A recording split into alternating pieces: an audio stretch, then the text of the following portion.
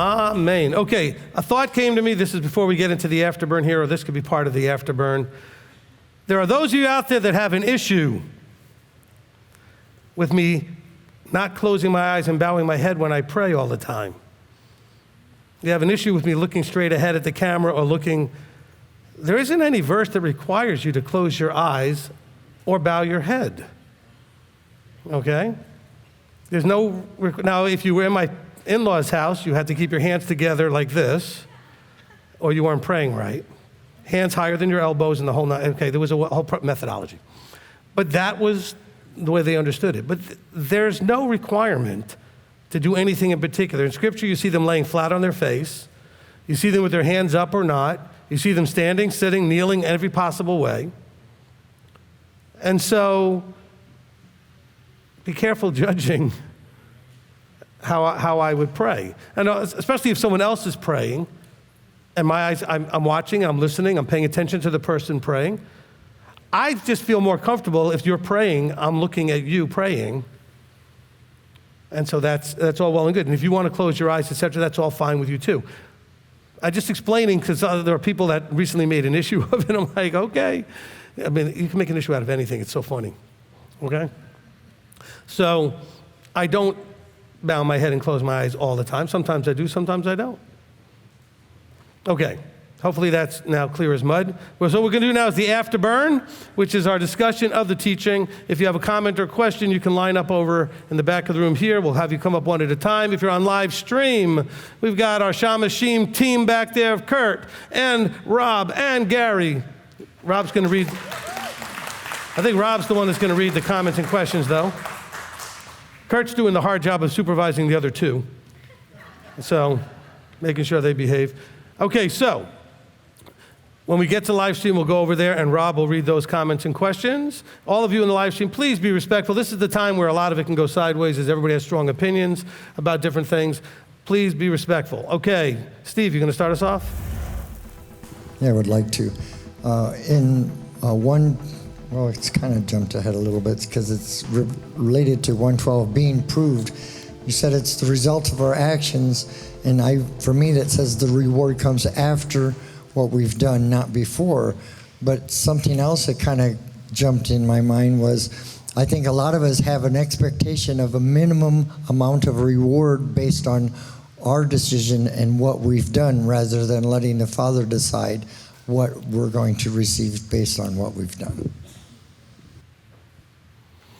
All right, so let's really embrace that what we're working towards is the greatest, highest thing that could possibly be offered to you, the crown of life. And you should be happy, to some degree, that you're not responsible to figure out how to get there. Allow Him to guide you on how to get there.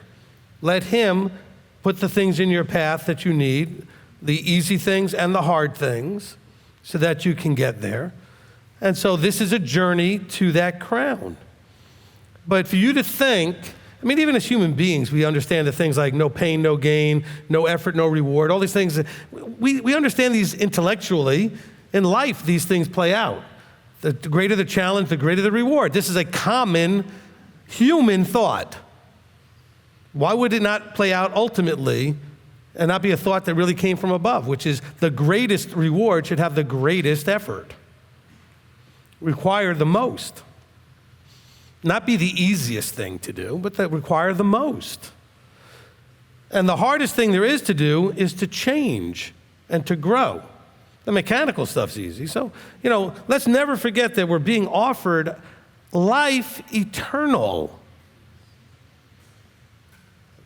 I mean, you can't even really understand and fathom that. I mean, it's something we try to conceive of.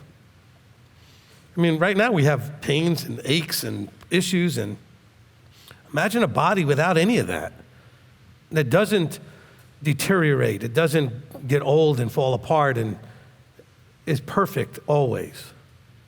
That's what being offered. And He just requires trust, belief, and obedience. Wow. And it's not like he's asking us to do a bunch of miserable tasks like, making us work in a sweatshop type of thing or work in a mine and do all this terrible stuff. He's giving us tasks that are for us. Everything he gives us to do is for us. None of it does anything for him. What does he need us to do? And so, what a great deal we have. But we take it for granted, unfortunately. All right, thank you, Steve. All right, and the other thing was in 6, you talked about us being tossed by the wind, and to me that would be like we're allowing our emotions to take control and drive us rather than our thinking. Absolutely. Absolutely. When the mind of the human mind, your mind battles with his mind, it's always an emotional problem. You feel strongly emotionally either for or against something that doesn't line up with him. You want it or you don't want it in a strong way. Okay, Brian? Thank you, Rabbi. I really enjoy going through the book of James, mostly because of how it directly deals with a lot of the contradictions that come out of the mainstream, which is why it's not taught very often, talking about belief not being everything you have to do. And as we were going through the teaching, going through a lot of these verses, it brought to remembrance actually a song that we were listening to on the way here, and it was called Psalm 1. And verses 1 through 3, blessed is the man who shall not walk in the counsel of the wrong. Well, blessed is that man. Where does blessing come from? It comes from Yahweh. And we know that his love language, as you said, is trust obedience, which by default means blessed is the man who shall walk in the counsel of the right. Well, who are the right? The ones that teach the word with authority, that are the anointed and appointed, which means what? We're blessed when we come under structure, under authority, and we walk in the counsel of those who are anointed and appointed. And then shall not stand in the path of sinners and shall not sit in the seat of scoffers, but his delight is in the Torah of Yahweh, and he meditates in his Torah day and night, which is essentially telling us in order to be blessed, we get in the structure, we trust, we do the Torah. And then in verse 3, he shall be as a tree planted by the rivers of water that yields its fruit in its season, meaning that your blessing will come in Yahweh's timing, and whose leaf does not wither, and whatever he does prospers. The whole thing is just a beautiful analogy saying, meditate on the Torah, do the Torah, speak Yahweh's love language, find your anointed appointed, trust, learn, do, and you'll be blessed. Amen. Well said. I guess I could take Psalm 1 off my list of verses for later. All right, Janet. Thank you, Rabbi. There's so much in this teaching. My goodness, it's always like that on Shabbat when you teach. But one of the things that I was thinking when you were saying that we have that great, amazing reward, which is eternal life, right? With our bodies, being perfect and everything looking good eternally, which is a concept, right, to grasp. But I was thinking how awesome our Elohim is to not only call us, but also give us what we need to get there, right? Through, for instance, somebody like you. In our case, we're blessed for that. But thinking about why he wants us to love him and to love others, because he loves us. So we're supposed to become like him because we're his children. So when he sees us, even though we are completely imperfect and doing the things that we're not supposed to at times, that he still loves us. And that's what got my attention. Is like, how would it be a kingdom where everything is love? I mean, I cannot even imagine that, like love forever and ever, eternal life in love. That's just amazing to me, just blew my mind away. But also thinking about the forever kingdom, I know each of us was made very differently. We all have different, everything, right? Personalities, abilities, looks, everything is different. And I was wondering, this is a thought I had. Each of us have also been given like a purpose or a calling, right? Something that we're supposed to do and grow in our lives. We all have that, and I was wondering if that's something that is preparing us also for eternal life. Like if I don't know if that it's just a question. I don't know if I have any answer, but I thought about it. Maybe this is everything is preparing for the future. But Absolutely. even the things that we get to do and the abilities and the calling and the purpose that we have in our lives. The other thing that I wanted to mention is about wisdom.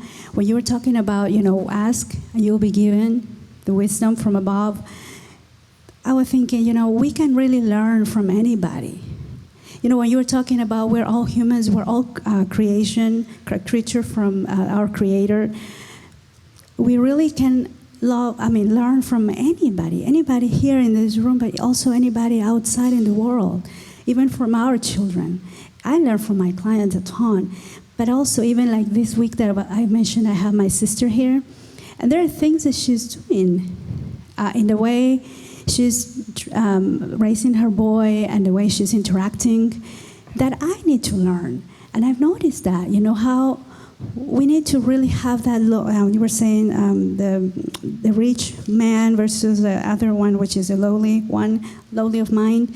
We need to really be humble enough to understand that everything that happens in our lives that He obviously allows, and this particular case this week and a half that I have with my sister, it wasn't something that she was looking for. She needed to come for a specific purpose, a business, something that she needed to deal with. But even in that time frame, I am being tested because we could be in I can have the rich mentality thinking, He opened my eyes so I know more, but the reality is I'm learning a lot, a ton more from her than what I think I can even teach her. And that's what I just had that thought. Would you agree with me, Rabbi, that we can really that we can learn from other people even if they're not walking Torah, right? In our character growth. Okay, so you covered a whole bunch of things. The last thing, let's just cover that first because you just brought it out. Look, you can learn and should learn from every experience, which means you'll interact with people of all sorts. Okay. There's a difference between learning and having someone instruct you. Yes. Okay? So when you interacted with your sister, you saw certain things that you said, oh, I probably could benefit from that, or oh, that's something I see she's doing. Now I remember why I don't need to be doing that. Whatever it is, whether it's a lesson to do or not to do, you can learn from watching other people, how they deal with life and things like that. So yes, you can always learn. You can learn from your children, you can learn from your parents, you can learn from your clients in your case, especially. But you can always learn if you're paying attention to what people are doing. It will, just like we're doing now when we're reading the scriptures. Well, not so much in James's letter, but when you read, especially in the Tanakh, you read about people's behavior and reactions to life, and we are instructed, or we can learn by watching and observing when they did well and when they didn't and the results of what they did. So you should always be, in all your experiencing of life, learning. So that can come from anybody. Now, there's a difference, though, by saying we can learn from anybody, meaning that somehow somebody's in a position of a teacher. No, we're not saying that. But every interaction you have, you can learn something. Everybody you interact with, you can learn something. And that's important to realize. You may be asking yourself, wow, I don't know what I'm getting out of this right now, but I know I'm supposed to learn something, so I need to pay attention to see what I can learn. Especially out of those experiences that are not the preferred, desirable ones. You should be trying to figure out what you can learn from it, okay? The other thing that you said at the very beginning about imagining a world just all love, the reason we can't do that so easily is because it requires us picturing a world that's selfless. See, you're picturing still a world full of selfish people, because all of us are selfish. If there's self in there, we're selfish. We're about self. All right? So we have a real hard time picturing what this loving kingdom forever thing looks like, because it's really hard to picture a world full of people that aren't about themselves, that are completely selfless. I think that's where the struggle comes. Yes. Okay? And one last thing, if you... Okay, so about the wisdom, because the wisdom keeps coming in my head, that you were teaching us, when we obviously ask, believing that He's going to show us through either a trial or experience or teaching. But I was thinking too, sometimes I would say maybe it happens to me, maybe it happens to other people, that he may be teaching us or he may be talking to us and showing us and giving us the wisdom through different ways, but we're really not listening. Yes, absolutely, 100%. And that's a big part, is that he's giving us, he's doing what he's supposed to be doing in love, with everything that we're supposed to have in this life to make it to the next life, to the eternal, to real life. Right. Through teachings and everything, but we have to do our part in, Absolutely. doing. That's Absolutely. what I thought. Look, you. that's why it says if you don't follow, the instruction of the 7 times curses, I'll 7 times more and 7 times, because they weren't listening. In other words, they weren't receiving what they were supposed to be getting out of these things. And sometimes you guys will come to me, and when you're counseling with me and telling me about something going on in your life, and they'll say, well, I don't understand what's going on. I say, you're not listening. They go, what do you mean I'm not listening? He's trying to communicate to you. You're not listening. You're not paying attention. He's trying to get your attention about this or this or this, whatever the issue is, and you're just not receiving it. That's why it keeps happening. And so that sometimes takes a counselor to help you to see, but this is a common problem. You see it all the way through Scripture. All right, Michael? Shabbat Shalom. Shabbat Shalom. When I'm looking at this, I read verse 5 and verse 6 here in chapter 1, and it looks like these two are tied together. Mm-hmm. So I'm wondering, because I'm kind of coming to a point in my life where I'm having a struggle with this, where I'll pray for something that I'm concerned about, and although I've laid it in his hands, and I know he's going to take care of it, for some reason, I'm still concerned about it. What do I need to, what mental leap do I need to do, or what do I need to pray for to be able to overcome that, so that I know in my heart that once I lay it in his hands, I don't have to worry about it anymore? Well, this again is the building of the idea of fear of Yahweh and that trust belief, what belief and trust really looks like. Because, the more real he is, the more you can allow him to have it and not worry about it, all right? You have to get him to be more real in your life. We all struggle with that. I'm not picking on you. I mean, we all struggle with an invisible being that real in our lives. It's hard. It's a lot easier to have you, who I can see physically, and me, we can see each other, be more real. And so, but the more, look at Israel's struggle all throughout the Scripture. The more he was unreal to them, the more they didn't trust and just whined and complained and did all the dumb things they did. And then the times when they really saw him the way he was, things went better, and they did and trusted, and they did what he said to do. So it's about you working on the embracing him truly as sovereign, that he does cause or allow all things, that everything is under his authority. And you may just have to remind yourself by saying it to yourself over and over again over time. Okay? So my wife likes to say, fake it till you make it. The answer is faith it till you make it. Faith it till you make it. Exactly. There you go.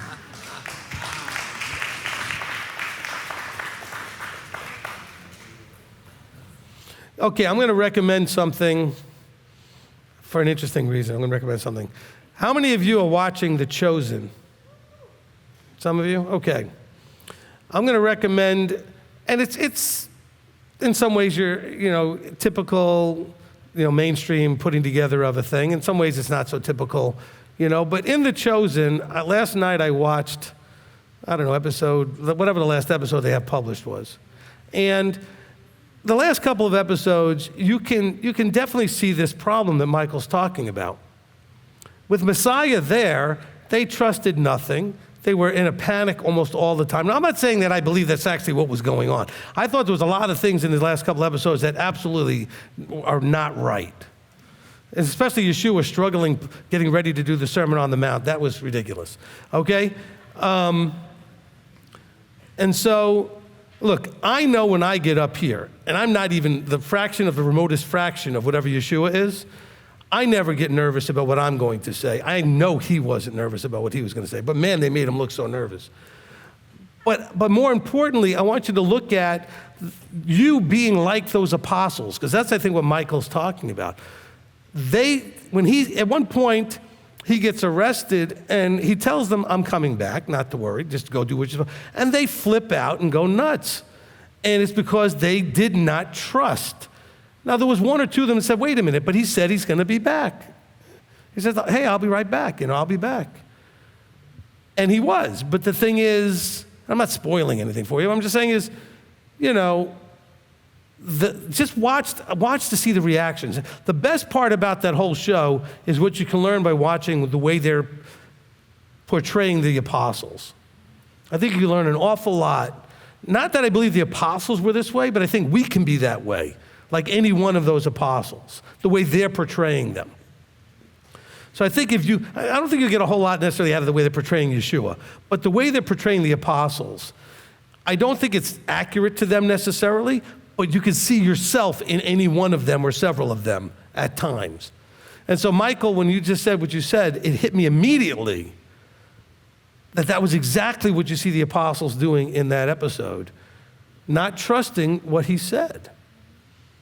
And I know that they did at times have that problem. We see that actually in the verses, because of course this show is trying to cover a lot of things that are not in the verses, okay, to give you more of a feel for the relationship and that kind of thing in that particular show. But I think you could really get some insight into you seeing how these people struggled. Some of them felt they had to protect him. Some of you think you have to fight and defend the law, defend Yahweh, defend Yeshua. He didn't need any of that. And the apostles doing that realize, to some degree, they start to realize he doesn't need that. And panicking about how people are going to react and to things that were being done. You can see that, I mean, you could probably see yourself and some of your insecurities and your other issues in watching these guys. So I would highly recommend you do that, watch it from that point of view. I think at this point you can only watch it on the app, and then you can cast it onto your TV from the app if you get the app. But anyway, I think that it just struck me when Michael was saying that. That's exactly what you see them doing there, is having a real issue trusting, you know, and you have to trust Messiah. You have to trust the Father.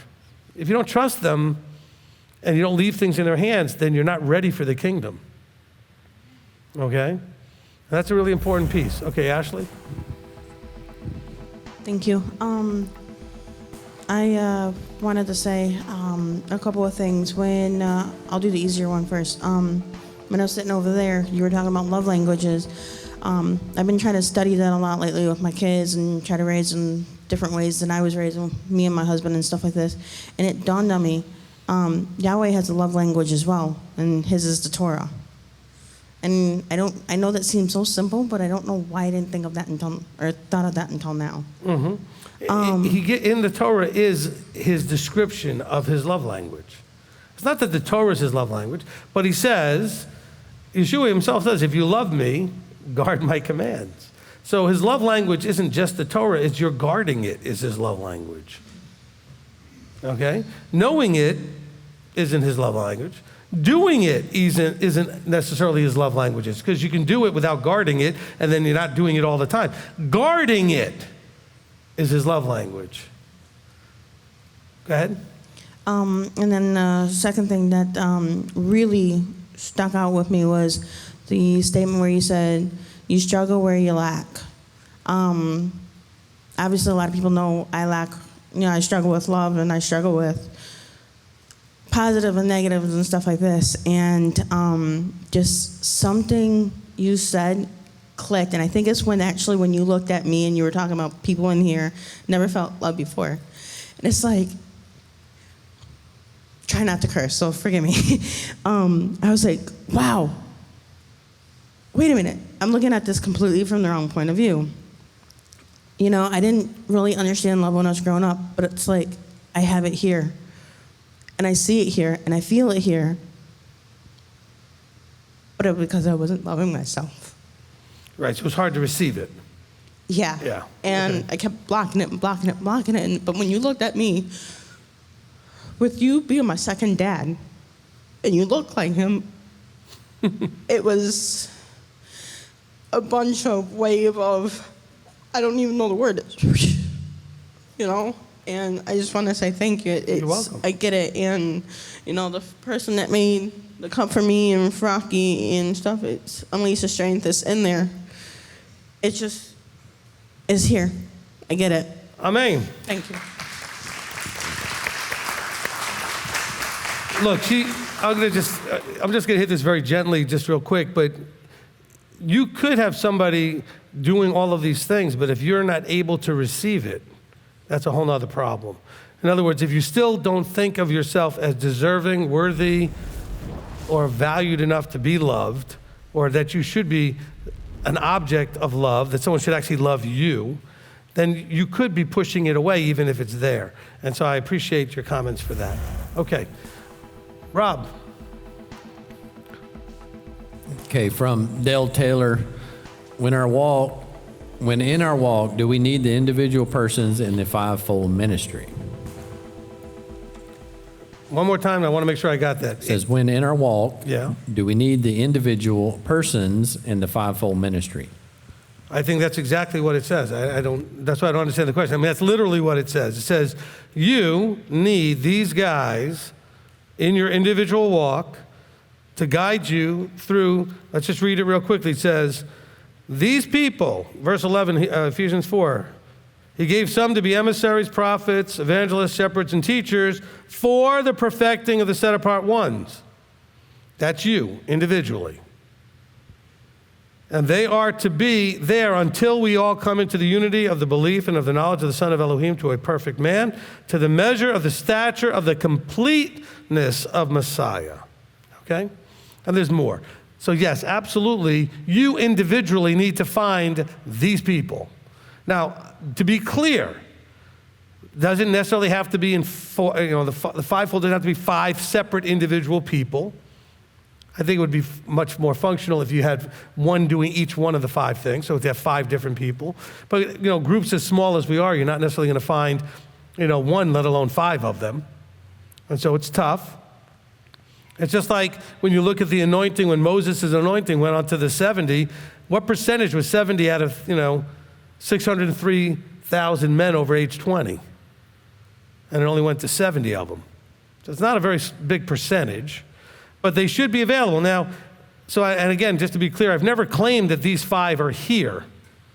I have claimed that I've worn all 5 hats at different times.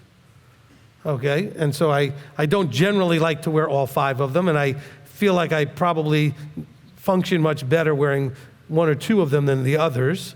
Okay, prophet, teacher more than the others, and apostle occasionally. But again, we'd have to also know what those roles are and how they play out. Okay, I don't want you to get all like, oh, he's got this ego thing. No, I mean, look, apostles are guys who go out there to help plant congregations. Okay, and I do that from time to time. It's not like a big deal. It's just that's a role that you play. All right? Teach. I've given you lots of teachings that instruct you on various things.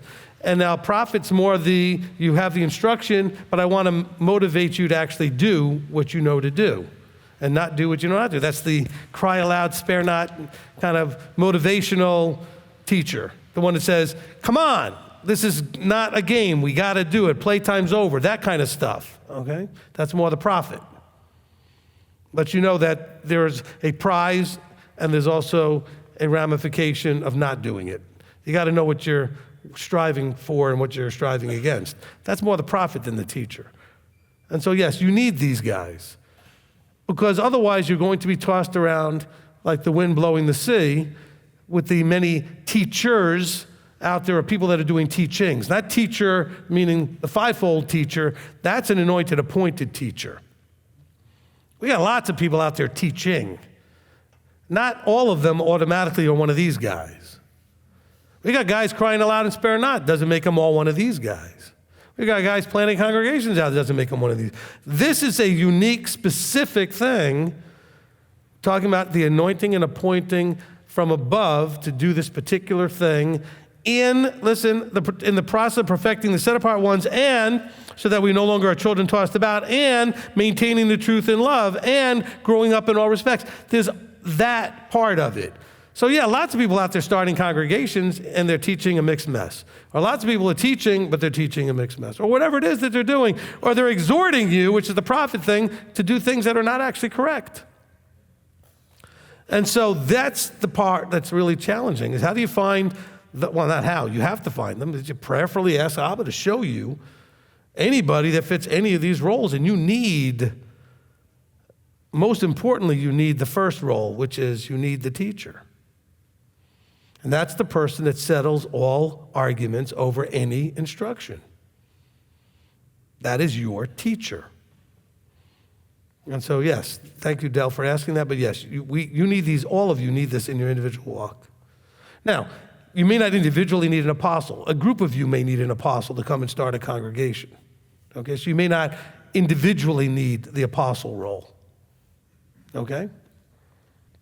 Okay, I'll skip down here. It's kind of a related question. Charles and Tiffany Byans says, we recently left a local congregation. It's small and contains family and longtime friends. MTOI is our structure. Would going to visit fall under the point of listening to multiple teachers, but only having one teacher? Look, if you have a local congregation you can go to, only you can decide how viable that is for you. In other words, if the local group is going to supply you without hindrance the things that you would need, like fellowship, personal interaction with other people that are trying to walk this out, teaching that's at least mostly sound. I mean, only you can know to what level you can tolerate the parts that are not where they need to be. Okay? Now, if you find a local congregation that has everything where it needs to be, then absolutely you would go there. So I know that's not the question here. The question is, what do you do when the place is not ideal, but it's all you have? And the question is, for some of you, the right answer would be to go. For some of you, the right answer would be not to go. It just depends on how you personally would handle that. I'll give you an example. When we were attending an MJAA, a congregation in Long Island, many years ago, we attended over a short period of time. I wasn't in ministry at the time, and we were attending over there. It got to a point where I couldn't go anymore. However, I told my wife, because she was getting something out of it that she needed. Her mother had just passed, and she needed some of these things that were there. I told her she could keep going, because it was not that it was right or wrong to go so much. There were just things that I was not able to handle in terms of the teaching that irritated me too much to want to do it that way. But I knew what she was getting out of it from the congregational interaction need that she had. Do you understand? So, it's more individual. So, some of you, the answer would be yes, go. Some of it would be no. But you have to go to figure that out. And so when you do go, the second part of the question is, would that be listening to other teachers but them being not the one teacher? Yes, if their teachings or anything that are being taught that is not what your teacher is teaching, then you need to have your teacher settle that confusion. Because they may teach something that disagrees with your teacher. In this case, me. If I'm your teacher and they start teaching something that disagrees with what I teach, then you have to make a decision who to listen to. And so, are they secondary teachers or are they your teacher? You can't have 5 teachers. I have people tell me all the time, oh, I just have lots of teachers. No, you don't. You listen to lots of people and you pick and choose what you like. That's not having 5 teachers. You have 5 people that teach that you happen to like to listen to. You can't have 5 teachers. Well, let me rephrase that. Unless there are 5 different disciplines. I can have a music teacher. I can have a, carpentry teacher. Different teachers of different things. But I can't have 5 people teaching the same subject. In this case, halacha, the walk. That you can't have 5 teachers doing.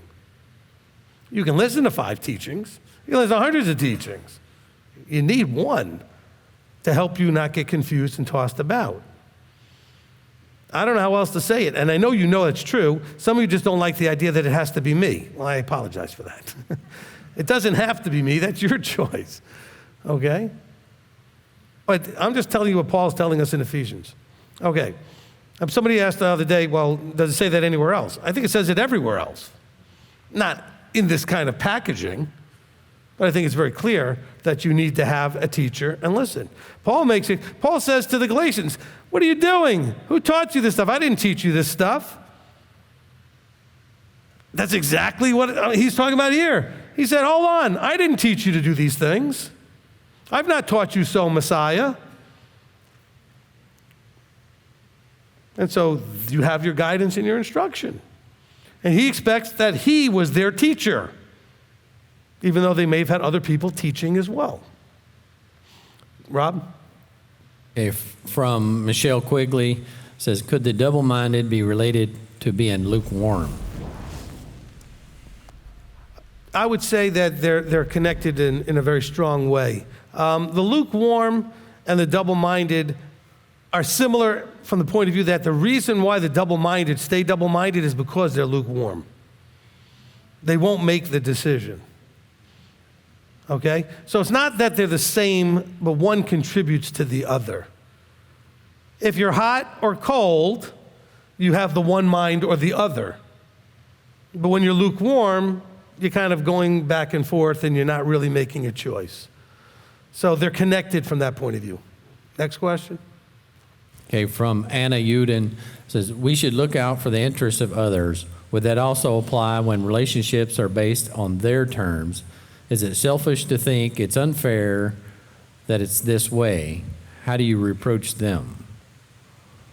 Okay, so you're not understanding the basics of relationship. And by the way, you're not in bad place, meaning like you're the only one. Most of us really don't understand relationships.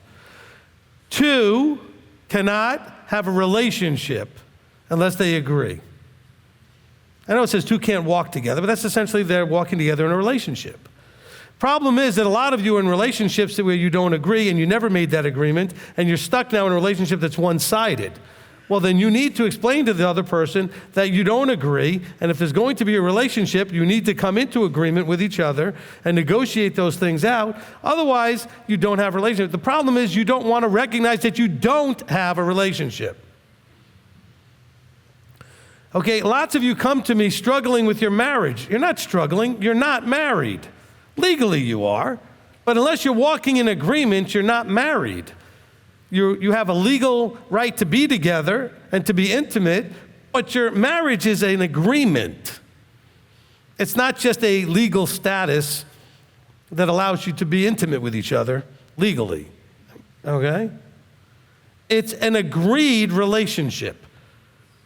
And a lot of you will say, well, can you do a teaching? No, look, there's no teaching that tells you exactly what each person is supposed to do. You can agree on anything, and as long as you agree, that's fine. But you have to agree. I mean, there are general things that the man should be doing or the woman should be doing. But if some of those things switch around or whatever it is, as long as you're both okay with it, it's you agreeing, okay? Let's not get hung up, especially on the cultural understandings of this is man's work, this is woman's work, or whatever nonsense. Marriage, friendships, even parenting only works when you're in agreement. You have a problem with your children because you've never come into an agreement with them. Yeah, and the older they get, the more you need an agreement or it doesn't work. Okay, they get to be 16, 17, 18, maybe even 15, 16, 17, 18. You have to have a relationship by agreement. I'm giving you these things and allowing you to stay in my house and do these things, and maybe I'm going to give you a car, or maybe I'm going to do this and buy you stuff, whatever it is, and I expect this from you. Do we agree? Yes. Good. Now we have a relationship. Is that clear for everybody? Husband and wife, same thing. You have a relationship, has to be by agreement. So the person asking the question doesn't have the relationship she thinks she has. Or I think it was a woman asked the question, right? Doesn't have the relationship she thinks she has. Because if it's one-sided, it's not agreed to, which means you don't have the relationship you think you have. Oh, yes, you may still be married if that's the relationship. So that's the title we put on it, but really you're not married. Married is an agreement. And so unless you agreed to all that from the beginning, you don't have that. Now bear in mind, it's not your fault, most of you anyway, because most of you did not make your own vows. You didn't negotiate anything about your life together before you got married. You didn't do the expectations exercise that I instruct people to do so that you actually can come into agreement. And so you got married doing the, sickness and health, blah, blah, blah, which is as ambiguous as you can get. It covers nothing in any kind of specific way. And then things go sideways because you each had expectations. Neither one agreed to them, and the other one's out, each one's trying to impose them on the other, and whoever's stronger is going to win. And now you feel like you're in an awful relationship that's unfair, and you're right, it is unfair. It is very unfair for you to be in a relationship that you didn't agree to be in the way it's going. That is not fair to anybody. but you're already there. So now you have a choice. You could either see if the person will be interested and willing to come into agreement, or divorce. In other words, ending the relationship. Because you already have a divorced relationship, but you live together, essentially. You don't have a real relationship, a proper relationship, where there's respect and agreement. You have to agree. That doesn't mean you have to agree, meaning I agree with everything she wants and she agrees with everything I want in my marriage. But I'm okay in coming to agreement with the things that I'd rather be different, but I'm going to let her have, and she agrees and is going to be okay and let me have the things that I want that she doesn't want. But we do that through agreement. We talk about them and we work them through. Well, I really like this, this, and this. Okay, yeah, but I have no interest in that. Okay, so we have to figure out a way to balance the fact that you want it and I don't. Now, what if it's something I want and she doesn't? Same thing, right? Or maybe it's the amount of stuff and how much you want it. Some couples think, one of them wants to say, we should have date night every week. Maybe the other one says, every other month might be okay. Well, those aren't going to work together, but maybe then you switch it to every 3 weeks or whatever, something in the middle. You negotiate it, right? Or maybe you give in completely so that on something else, they give in completely. You get it all your way in exchange for something all their way. I mean, you can work it out any way you want. It's negotiating. But the point is you have to come into an agreement. Mount Sinai was an offer to come into agreement, but it was non-negotiable. It was an offer, though, to come into agreement. Do you agree that you'll do everything I say? And if you do, I agree to take care of everything else. And we thought that was a good deal. And it is. It's the best deal ever offered. But you see, we're being offered that by a perfect being, and when we deal with each other, we're dealing with imperfect beings. And so, no, I agree with you. It is unfair to be stuck in a relationship that's one-sided. That is not fair. But it's your relationship, and you're stuck there unless you do something about it. You have two choices. See if the person's willing to adjust, and you sit down and renegotiate, or you end the relationship. I know that sounds pretty harsh, but that's all you've got. Well, look, I always tell people they got three choices. Fix it, all right? Be okay with it and stop complaining, or end it, okay? There's no third option. Now, if fixing it is not an option because the other person isn't willing to work with you, then you either have to stay and stop complaining or leave. There's no fourth option, stay and keep complaining, which is the one all of you pick, option D, which is not one of the fourth choice doesn't exist. It's misery. And you make everybody around you miserable too because you want to whine about it, okay? Fix it, be okay with it, in other words, adjust to it, or leave. There's no fourth choice. Christianity taught you a lie, saying you have to sit there and just suck it up, buttercup, and suffer. No. No, you are not required to just stay there and suffer and be miserable. Some of you, if you would just stand up, you might find the other person might be willing to work with you, especially if the other choice is losing you. Hopefully that makes some sense to somebody. Okay, Rob? From Stephen Wood, how can you show love if a strong rebuke and actions that seem unloving is needed? There's two parts to that. Look, sometimes rebuke and correction is necessary. And according to Scripture, it is loving to do this. However, you should communicate that. You should communicate that.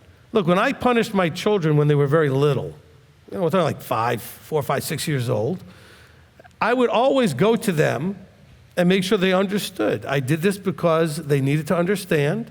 I wanted to make sure they understood what they did and why they were punished and all those things. That understanding was very important. I wanted them to understand that I loved them and that I wasn't holding this because they could feel very rejected, especially as children. Like you get angry with them, you don't love them anymore.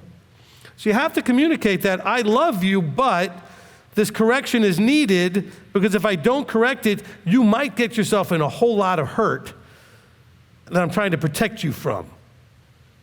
But if I correct you now, you might just avoid that. And so I'm correcting you out of love. But see, if you come across personally offended and angry, they're never going to receive it as coming across as love. They're going to think that they made you angry and that you personally were upset. Don't punish and don't chastise and correct, out of anger. You have to do it much more calmly and say, okay, you made this decision, it was wrong. You're now going to have a consequence. Whatever the punishment is. And just say, look, I'm doing this because I love you. I don't take joy in punishing you, but I need you to have something to remember so that you'll be discouraged from doing it again. I need you to learn consequences to actions.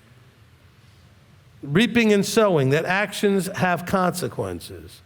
Now, if I'm screaming at them doing that, and I'm clearly taking it personally, whatever they did, that's not coming across. That is not coming across. And by the way, that does occasionally happen. I've done that occasionally. And when I've done that, I really try to own it as soon as I can and say, I overreacted. That was my fault. I should never have lost my temper. And own it. And say, yes, I did want to correct, but my reaction was completely over the top. And so the correction got lost in the reaction. And you can easily block up the ears and everything of the person you're trying to correct because you're too busy losing your mind and upset about it. And all they see is you losing your mind and you look like a crazy person. And so that's not going to work. Okay, Rob, so you get one more out of you and then we'll... Okay, Apparently Janet hasn't had enough yet. So... From David Klein, it says, just to confirm from what you taught, James 1, 6 through 8, even in submission, the consequences one can be exposed to can be part of the endurance challenge. Oh, yeah. Look, I mean, in submission, you can do things that require correction. In submission, all kinds of things can happen that require endurance. Also, just in submission, the fact that the delivery mechanism isn't in the form you prefer, which is something that people, say about me on a regular enough basis. And then you need to endure through that. So yeah, that could all play through. All right, Janet. Is there anybody else in line? No. Okay. I'll take it then if nobody else wants to. Rabbi, when you were talking about, actually I think it was Michael, when he was saying that the prayer, and then you were talking about fear and trust in the Yahweh. It made me think about how, I use a lot of my practice, a lot of it is attachment-based. And there is, many years ago, I learned, there's 4 types of attachment, right? So there is the insecure, there is the ambivalent, and there is the anxious, and there is the secure, obviously. And that's the one that we want with Yahweh. But a lot of times we may feel anxious, like if we don't see him, we don't hear him, we get really afraid that that's not going to work. Or if we're ambivalent, we may get close to him and then grow cold in our love for him, right? And the avoidant will be completely detached from him. And I think that that's a good idea to how to approach the king, but also even each other, but with the relationships that are close to us. That sometimes we may not have the relation. You were saying that we need to work in agreement, but sometimes that agreement has to be also with how close or how detached we can be. We have to realize what's our attachment style so that we can really get it to work for both of us, especially in a marriage. And then the other thing that I wanted to tell you that I forgot to say earlier was, when I was thinking about the eternal kingdom and how we're going to be loving each other for eternity, I was thinking like in our life, we get to experience, at least that's, maybe correct me if I'm wrong, but I think we get to experience a little bit of how it will be when we walk in Torah, when we're loving him with all we have, coming to Shabbat and honoring his laws, but also we're loving each other the way he's teaching us, there is that inner shalom that we get. And it's not emotional. It's really like we really feel that we are in unity with him. And there is nothing to compare it with. You know what I mean? Like you can find joy in other things, but not that type of peace. So I was just thinking about that, how that could be our encouragement, I guess, because we get to get that reward from doing, and because of that, we want to do more of it. Amen. Amen. Let me just address real quickly the attachment thing. You have to get to the point now, and I know this is hard to get to that secure place, and this kind of covered a couple of people pointed out earlier. In your life, you've had people that have, at least to your best guess, they've rejected you, all right? And so you have this kind of issue with rejection. The Father will never reject you. The Father may have an issue with your choices and with some of your actions, but he's not going to reject you. So you don't have to worry about that. You may choose not to covenant. You may choose to do certain things that will keep you out of that relationship, but it's not a rejection of you. It's choices you make. So you don't ever have to have the thought, I'm not good enough. Because in his eyes, that's never going to be the case. You'll never not be good enough. As a person, in other words, the person who you are, the Janet, the Melissa, the Robert, the Steve, that person, now it's the choices that person makes that may be a problem. The choices and decisions you make may have some issues, but he's not going to reject you. Like I intrinsically am not good enough. Even though your parents may have told you that, other people in your life may have told you that, made you feel like you are not good enough. Not your choices and decisions and other things. No, you. And we need to fully embrace that will never be the case from above. Okay? He will never, ever reject you because you're you.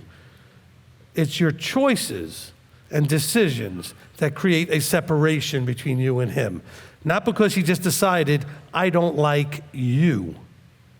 He loves all his creation. He doesn't love every choice you make. And that's part of also when we talk about correction. I had to make sure when I corrected my children that they understand I wasn't having an issue with them, but with their choice or their action. That they were loved. They were not being rejected. The anger was directed towards a decision, not the person. That's hard to do. That's why you got to get the anger out of it. But I want to help all of you have your security problems and all these insecurity issues and these kind of things. I promise you, this is 1,000,000% true, whatever that means. Your Creator will never reject you. Okay? You never, ever have to feel unworthy and good enough just as who you are. Some of your choices may not be worthy of this relationship. Some of your decisions, do you understand the difference, hopefully? Because you can make different choices. You can make different decisions. There's nothing wrong with you. There may be something wrong with some of the things that you have chosen to do. And those things can be adjusted. Those things can be fixed. But he loves you. He made you. Amen? Amen.